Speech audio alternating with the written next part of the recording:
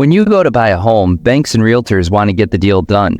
Realtors get their commission and the banks get their closing costs and interest payments. But they don't care about you as a person. You need to take care of yourself. Watch this video to learn how Google Sheets can prepare you for buying a home. Let's get started. How do I calculate loan payments in Google Sheets? I've created this schedule that helps you understand loan payments. And the average cost of a first home right now is $260,000 in the United States, so we'll use that. The next thing we need to understand is a down payment. I'm going to use 20%, so we're going to take plus B1 times 0.2 to get 20% of $260,000, and that means the amount financed is going to be $208,000. Next, we need the interest rate, and we usually do this in terms of annual interest rate. So I'm going to put in 6.5%. The next thing we need is months, and most mortgages are 30 years. So I'm going to put in 360 months, or I could do 30 times 12 to get 360 months. And here you'll notice my monthly payment on this average house for a first-time home buyer with a 20% down payment at 6.5% over 30 years is $1,314.70. So you may be curious to know, how can I find out how much interest I will pay over the life of the loan? So the way I've calculated all the loans I've ever had is to build this schedule in Google Sheets. And what it does is it shows every single payment every month. If you're paying on time, starts out in the first month, you'll be paying $1,126.67 of interest and only $188.03 of principal. The principal is the amount that reduces your loan outstanding. So right now, when you first buy the house, you'll have $208,000 of loan outstanding. The first month, you're going to pay $188 in principal. So at the end of that month, you're going to have $207,811, left on the loan. And you'll see that number comes down here. We make another payment, this much interest, $189.05 of principal. The new loan amount is reduced to $207,622.81. But how do we know how much interest we're going to pay over the life of the loan? Here you can see all the interest for all 360 months. And you'll see it's quite a large amount. So what I've done at the top of the schedule is I've actually summed this column, and I typed in equals sum, open parentheses, come down to the first interest payment, D9, and then I'll do shift control down arrow to D368, close parentheses, and hit enter.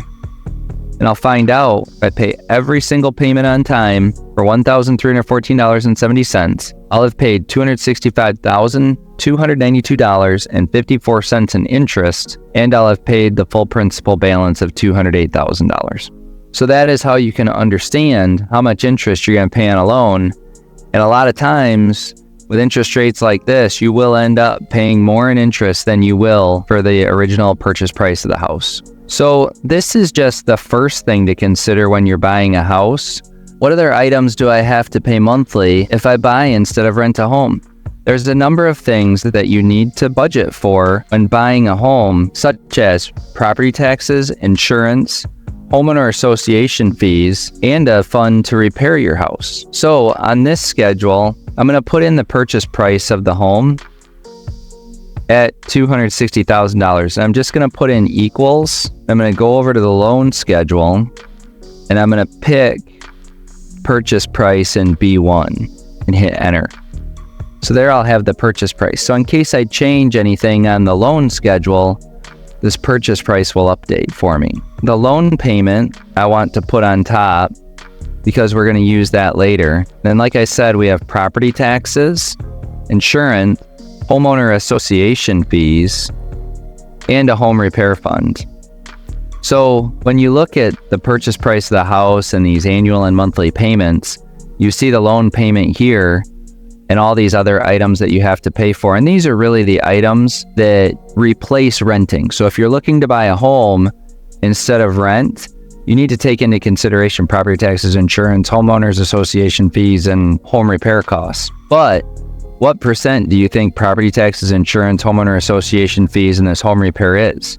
Stay until the end because I'll show you a nice pie chart that you can make off of this schedule that we're working on here to help you understand what piece of the total payments are property taxes, insurance, the loan payment, homeowners association fees, and home repair. I'm going to put annual here as a header and monthly here so that we can calculate both the annual and monthly costs for these items.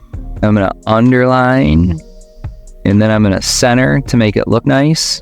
And here we've got the loan payment. The nice thing is this is already calculated. In fact, the monthly payment's really easy. So I'm going to type in equals loan. And then I'm going to go to this monthly payment here and hit enter. Then I'll have the monthly payment ready for us. Then the annual payment is just going to be the monthly payment times 12. So it'll be equals C7 times 12. Now I know that my monthly payments will be $15,776. I don't like how these numbers are centered, so I'm going to format these cells and I'm going to come over here and make them right justified. So property taxes, I'm going to say a good rule of thumb is 29 mils. So they calculate property taxes based on the taxable value of the home, which is generally half the purchase price of the house. So we are going to take purchase price of the house before divided by 2, and then we're going to take the 130,000 and divide it by 1,000 to get 130, and then we're going to multiply it by the 29 mils. And what you'll see here is property taxes are $3,770 annually at 29 mils. So I am going to make a monthly cost of plus 3,770 and divide by 12. So property taxes are going to be a good portion of your monthly expenses. Insurance, that on a house with a value of $260,000, that insurance is about $1,300 a year. So we're going to put that in. You'll have to call your insurance agent and ask them when you're looking at a house what that amount might be. And I'm just going to take that and get a monthly amount by taking B9 and divide it by 12. Then the homeowner association fees, if you're in a homeowners association, you'll have to again calculate or ask the realtor what that amount might be or talk to the homeowner association. And these are generally anywhere from $100 to $1,000 a month. I'm going to use $200 right now just as a lower number, but could generally be average for most reasonable homeowners association. And I'm going to multiply that by 12 and get $2,400 a year. And then a home repair fund, experts have said a home repair fund should be putting in the bank an annual amount of 2% of the purchase price of the house. So we are going to create a formula plus the purchase price B4 times 0.02, and that number is $5,200. Now I'm going to take that and divide it by 12, and it's $433 a month. And again, this is 2% of the purchase price of the home. Now that we've got total expenses or payments that are similar to rent, we're going to add those up. So equals sum.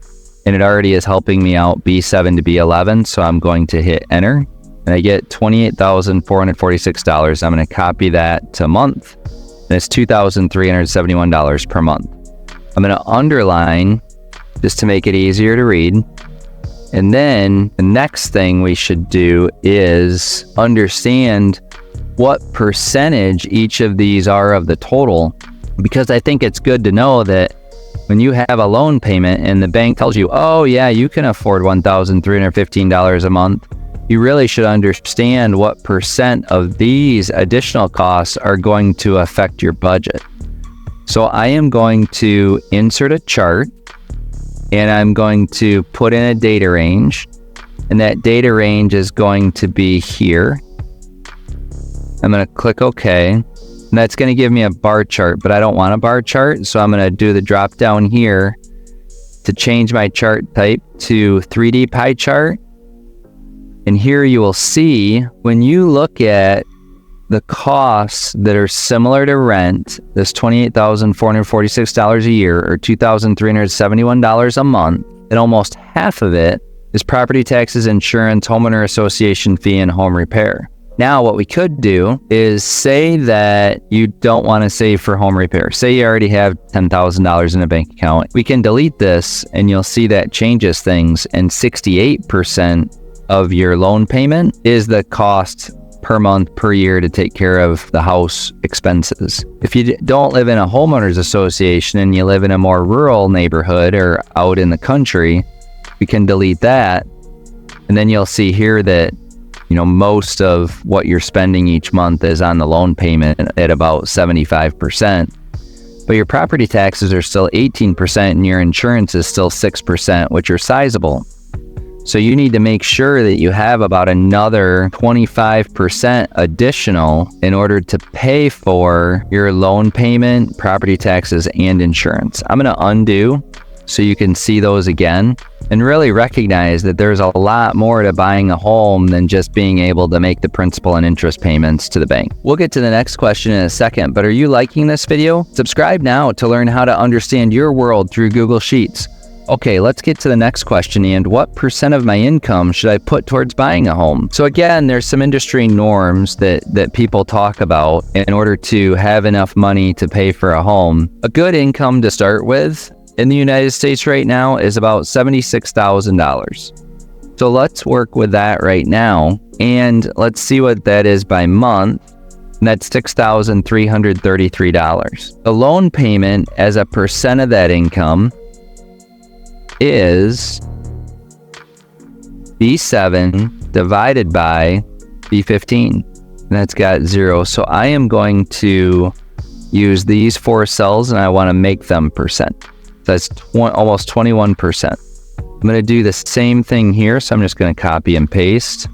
But what if we want to understand the total payment as a percent of income? So then I want to take the 28,446 and divide it into the 76,000. I get 37.43%. And the good practice is 28% of income should go to your house payment.